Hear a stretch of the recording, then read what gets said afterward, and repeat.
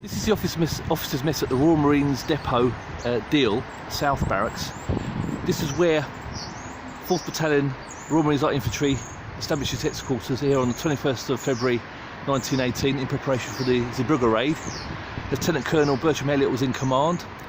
Shortly after that, the volunteers for the raid from various companies across the country arrived here. There was A Company from Chatham, B Company from Portsmouth and C Company from Plymouth. They were visited by Winston Churchill, who was Minister of Munitions at that time during early March. The battalion paraded in front of him, not on this South Parade but behind in North Parade, and he reminded them that they're about to embark on a mission where not many of them would return, and gave them the opportunity for anyone to step backwards and withdraw from the operation. It was also the scene where a mutiny took place. On 15th of March 1918, number 7 platoon from B Company, Portsmouth Company, refused to parade. Now the officers of number 7 platoon kept trying to keep it quiet, but if we look to the right, that white building, which I've been told that was the sergeant's mess, and it was in the sergeant's mess that rumours of their failure to parade was brought to light. It's probably Sergeant Major Thatcher, Charles Thatcher, who sort of brought it to the attention of the officers, or in particular Lieutenant Colonel Bertram Elliott, in the officers' mess. A court of inquiry was convened during the days that followed, and the result was that the team was sent back in disgrace, back to Portsmouth, and had to find replacements.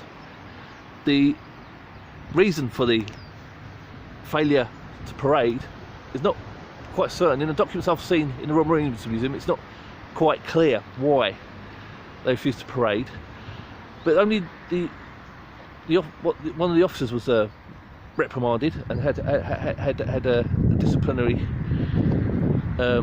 blemish on his career.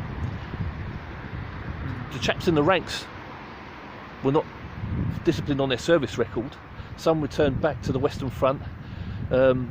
One chap died, Hollandby, I think he died on the 27th of September 1918 during the attack on Canal du Nord.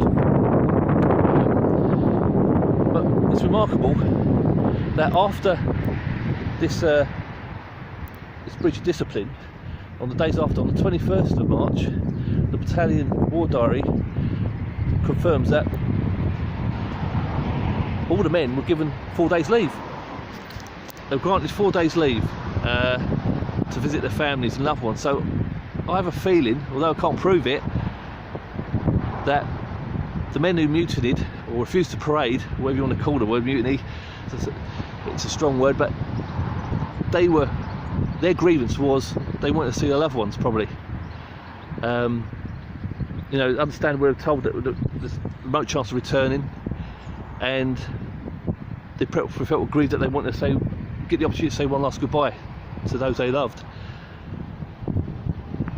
Also, even though those from the Royal Navy and the Royal Marines that did return, or did return home to go on leave, some were disciplined for absence without leave.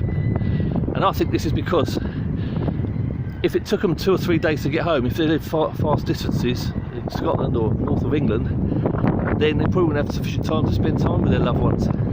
So I think some of them were disciplined because they couldn't get back within that four-day period where they were granted leave. So as we're walking up to the officers' mess, I'll just show you the entrance on the right. That was where King George V was photographed with the officers of the Royal Marines Light Infantry and a couple of the Royal Naval officers. I think Commander Schneid, who commanded the block ship HMS Thetis, I think he was present.